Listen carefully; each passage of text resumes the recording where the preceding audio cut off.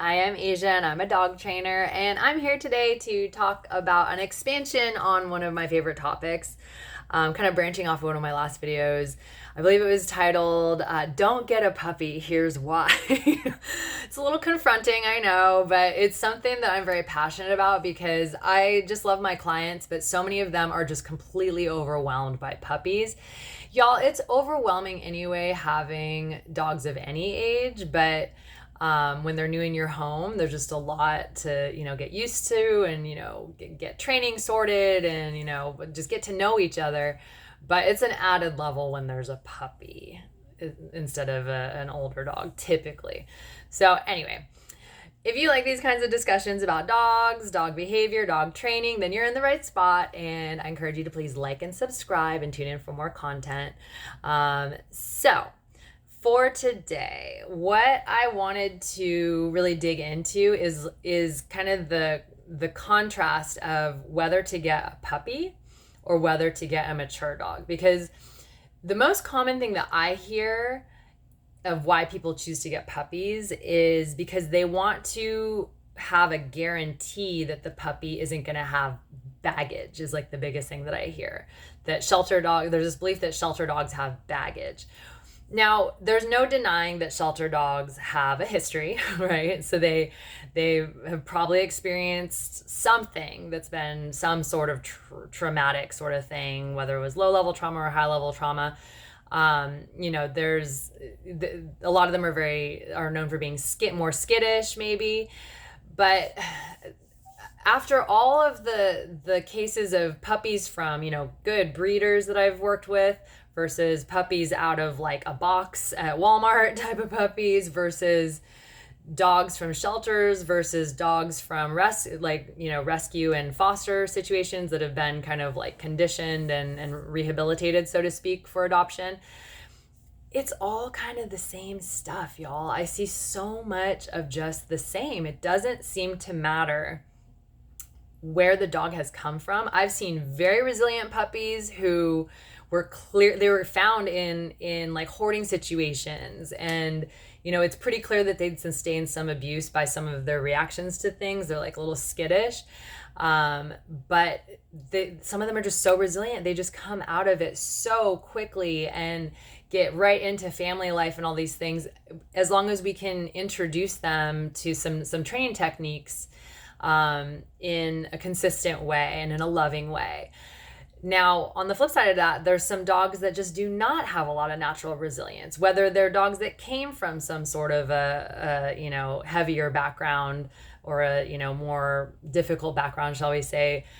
Maybe they even came from a nice breeder and they just don't have a resilient personality. And I've seen some of these, oh man, I have a couple of puppies I'm thinking of who are from fantastic breeders, like not knocking on the breeders at all. But each of them were just the most little scaredy cat little babies. And so it was just so much to work them through their puppy training. And I got to work with each of these two into adulthood. I mean, they're just the most sensitive little souls. And so we had to be very careful how we introduce them to new things, and we had to just plan on them overreacting to like loud noises and things like that.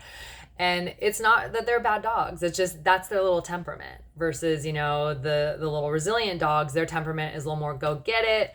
They're just like a little more active, more robust. And just, you put them side by side, they're going to have a completely different experience of the world, even if they were in the same household, for example, and experiencing the same things. So anyway, so all that to say, I just really want to encourage everybody to not worry so much about, should I go with this breeder or this shelter or whatever? And then on the flip side of the shelter conversation is I hear a lot of this kind of, for lack of a better way of putting it, like really bleeding heart, like we need to save them all. And so we're going to adopt the most extreme case that we see on their Facebook or whatever from the shelter, that this dog was, XYZ horrible things happened to it. It's had, it got found all mangled up and got surgery, and we have confirmed things from witnesses that it was beaten and malnourished and all this stuff. We're going to take on that dog because, we've raised however many other dogs. Listen, like, if you are really, really up to it and you're going to be working with a dog behaviorist and you have a training plan and you're ready for anything and you're ready for as long as it takes, more power to you. But if you're going to get this dog and then enable it and create a story around it, which I've experienced multiple times where people create a story around, oh, well, it suffered this, that, and the other. And then they hold that dog in place emotionally. And that dog I worked with a dog once that they'd had this dog for 5 years. And it's been 5 years since it ever had a bad situation that it was in. They loved this dog. It had such a wonderful life with them. But they kept it held in place because every time it would overreact about anything, they would recede and protect it. So then the dog started to learn, like, the whole world is scary, just like I thought from where I used to live, instead of learning, I have people who protect me now, and so I can grow out of that trauma. Anyway, so that's just like a little peek into that situation. Once we got going with training, they really like embraced it and, realized that they probably should have started the training sooner. But I always tell people it's better late than never. So it's like, whatever. I was so proud of them and all the progress that they made. And now the dog is a dog who can go walk through, the local little outdoor mall area. And, is it a dog that people can come and say hello to? No, that's okay. But it can safely walk through and, he wears a vest that says do not pet. But he interacts just fine with everybody as long as, he's never going to be a dog that's going to accept people coming up to him quickly and, strangers like that. He's got a little bit of that stranger danger that may fade out eventually, but we're not rushing him. It's just, he has a beautiful life now. He gets to go everywhere with his family. He's stayed in a bunch of hotels successfully. He's living his best life. And it's 100% credit to the parents for taking the initiative and realizing, like, oh, this dog can have a better frame in his mind and can grow through these things that we've actually been trying to protect him from. The whole starting a story and really like getting in the weeds on the story of the dog. I want to really encourage you to be thinking of the future of that dog more than thinking of the past. It's better for everybody. It's not that we need to act like the past didn't happen and act like whatever horrible things that dog might have gone through didn't happen. But we don't need to make that part of their daily awareness, and especially not part of our daily awareness, because that's really where problems start to happen, where people make excuses about why they can't do training. And it's a very energetic thing, aligning with the trainer, in my opinion, where, I hear so many clients say, oh, we've tried 3, 4, 5 trainers and you're the first trainer that's helped us with this, which I'm like, thank you. but also it's like, well, okay, you just weren't ready before, and that's okay. It's a very energetic thing. If people aren't ready to actually change and actually help their dog change, they can talk to 100 trainers. They can watch 1 million, how-to videos.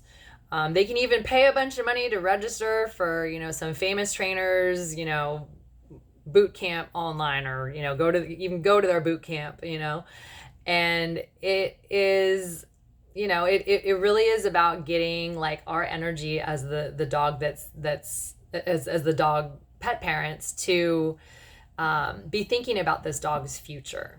So that's kind of the long road that I'm taking. Sorry, I'm kind of going off on these tangents, but thinking about the past too much with what the dog's gone through is just gonna hold everything in place. Period. That's just the way it is.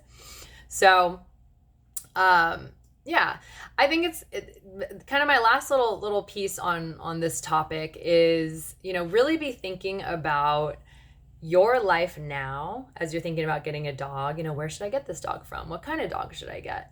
What breed? That's a really important one too. I'll talk a little bit more about that here. But the main thing is, like, where am I now? Like, what would fit with my lifestyle now? And there's a big and here. what would fit well and how will my lifestyle be in about 10 years? Because most of these dogs are living well into 14 years plus. We have all this good nutrition, good vet care now. I mean, I don't know if y'all are aware, but some of these little dogs, some of these little Yorkies and little Chihuahuas and stuff, some of them are living to be like 21 years old. I've even heard of ones older than that. Who knows if that's a confirmed age or not, but I mean, people say that. So, this is not a short-term commitment. And, the saddest thing is these dogs that we have, all of our 1.5-year-old dogs at these shelters. We have all of these senior dogs at the shelters because of the level of intensity of care that can happen, whether they have special medical needs when they're older or whether they're just difficult to train when they're little. It's a thing. Some puppies are tough. They're tough to train. They're very excitable and all these things. They bite a lot, all these kinds of things. So yeah, be really serious with yourself. Like, who am I now? What kinds of resources do I have now? Dog food is so expensive, you guys. Can we talk about that for a second? Like, for real. Like, please look around and make like a list or something, or at least in your head, calculate out roughly how much is heartworm medication for this adult size of dog that you plan on getting. And if you're thinking you're getting a mini doodle, add another 10 to 15 pounds, because a lot of these doodle breeders, and even just a lot of the mini breeders in general, they're guessing. Sometimes some of these dogs come out and they just have these super growth genes. I don't know what it is. Nobody can control it. But so many of these dogs that I hear about, oh yeah, the mom was, 13 pounds, the dad was 9 pounds, so they're thinking it'll be in there. Dog ends up being 25 pounds. Like, and everybody's like, how'd that happen? We don't know. Like, but it just does. It does a lot. So be thinking ahead on the worst case scenario, like largeness of what size of dog you're going to have. That's how you figure out the expense level of your heartworm, your flea medication, which I recommend monthly. Almost everywhere that we live, we have fleas, and heartworm is a must do for their health. They get heartworms super easily in very surprising ways. So I would encourage you to look into how that all works out. But get your heartworm medicine. Bottom line, you're going to need your rabies vaccines. Your county requires it in America. You're going to need, if you're going to go to public facilities like boarding facilities, you're going to need Bordetella. You're going to need, and you need your parvo vaccines for the puppies. So you need your regular checkups. You're going to have random emergencies. They get something in their foot that abscesses, or a spider bite or whatever. They eat something weird. It turns into a blockage. You get the drift. So really be thinking ahead of like, am I going to do pet insurance? Do I want to have a care credit card that is like a 6-month credit card that, will front you expenses? Just be realistic with yourself. What kind of food? What are a couple versions of food depending on what my dog tolerates, because every dog is different, what they're going to even prefer, and what their digestive system is good with. And look at the recommended amount to feed for that size of dog, because a lot of my puppy parents are just in shock over how expensive the food is. Like, they're like, man, we were not planning on spending an extra $100 a month on food. Well, why did you get a Rottweiler then? Like, it's a big dog with a big old belly and a big old body, and they need a lot of nutrition. They really do. Even our little guys, some of them have, they might only need like a little bit of food, but some of them have very upset tummy kind of propensities, and so they need specialty food that can be pretty pricey. I mean, my boy, he's eating some fancy stuff because he does not tolerate the regular old stuff out of a can. He gets diarrhea. Yeah, so it adds up. And yes, you can make your own food, but even the supplements that are recommended to put into your homemade stuff, it adds up, y'all. Bottom line, you ain't gonna be getting out for real cheap. Yes, plenty of people, live on properties. They are hunting vermin and things. They might even turn some of that into dog food. I caution that just because, we don't know what those animals are eating. Did they get into any sort of poison in the neighbor's house or something like that, and then your dog's eating that? So, all the ways that we try to make it as affordable as possible, just try to be realistic and try to look at what's your high end, and then understand that you will probably be hitting that high end at some point in that dog's life. So so anyway, I'm kind of tracking all over the place, just kind of info dumping. But I really just want to be helping your brain to be thinking about the realities and not just the I want a dog. I've wanted a dog since I was 20. I've always wanted a dog since I was a kid. There's a lot more to it. If you really are somebody who can't get past that emotional quality, I strongly encourage you to go and foster, or not go, but bring in a foster dog. Get qualified to foster is how I should say it. Because they make you do some pretty extensive intake forms and interviews and things like that. But and even just start volunteering at a shelter. It can be emotionally difficult because you're gonna see some dogs that you'll bond with that end up getting destroyed. But just because they run out of room in those facilities. Not trying to be dark here, y'all, but please, I strongly encourage adopt, don't shop if you can.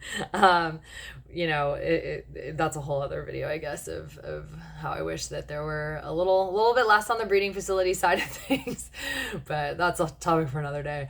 But just really be thinking about what's my activity level like? Am I ready to be going on a run with a golden retriever puppy, for example? They want to run, they want to play. Or am I more of maybe a middle-aged Shih Tzu kind of person? Yes, there's Shih Tzus that want to run and play and end up being some funny little athletes, but in general, they're going to be much less than a sport dog, like a golden retriever. So the sport dog thing is really key. I consider sport dogs to be our herding breeds, our border collies, our Australian shepherds. When you mini it, it does not take away the qualities of the dog, y'all. If anything, it seems to magnify a lot of the qualities. That's true with Frenchies, the mini French bulldogs, basically. And that's true with the mini Australian shepherds, the mini Aussie doodles, mini doodles in general. It seems like they are even more vivacious and have more drive to do certain activities, that tend to be, herding or fetching or things like that than some of the bigger ones. So just because we're making it smaller, if it's still a sport dog category dog, it does not make it less athletic and vivacious.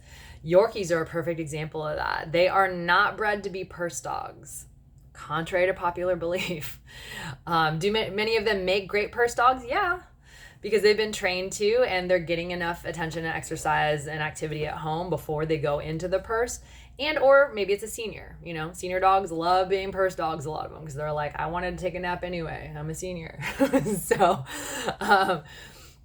Yorkies are actually some of the most famous little ratters. They want to go hunt, they want to go kill, they want to go rat. Find a rat, shake it to death and kill it. They're not just some little couch potato dog. They're very, very active minded. They're one of them, and Jack Russells are probably two of my most popular client breeds of having problem behaviors in the home, not because they're bad dogs, it's just because they are extremely active breeds. They are little terriers to the max. They want to go do a thing. They're serious about it. They're intense.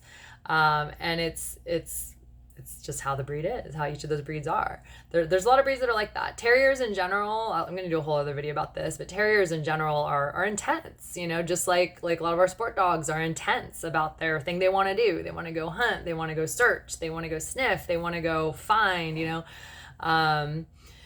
so just be really, really thoughtful about, what's my lifestyle. Look up some breed characteristics. If you're I really love this breed. I've heard a lot about Shiba Inus lately, and I have told every single person, do not. Your lifestyle that you told me about, do not. Shiba Inus, you can look them up for yourself, what some of the breed characteristics are. And they're extremely adorable, but they tend to be extremely difficult if you have a very social life, unless you're able to socialize them very consistently in the way that they need. But even then, they tend to be a more standoffish, like one or two person kind of dog breed. There's several breeds that are like that. So, a lot of our guarding breeds, a lot of our like Cane Corsos, a lot of our Shar-Peis and things like that. Are there exceptions? Of course, yes. There's some that are more social, especially if they have been socialized from a young age.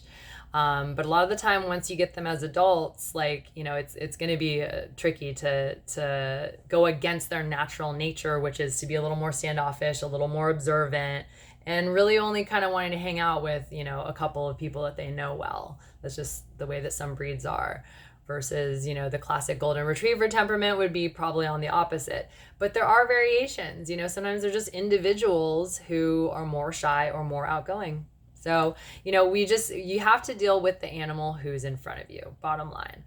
And you need to be ready for anything, whether it's medical, whether it's temperamental, whether it's emergencies in the household. How's a dog going to fit in with that?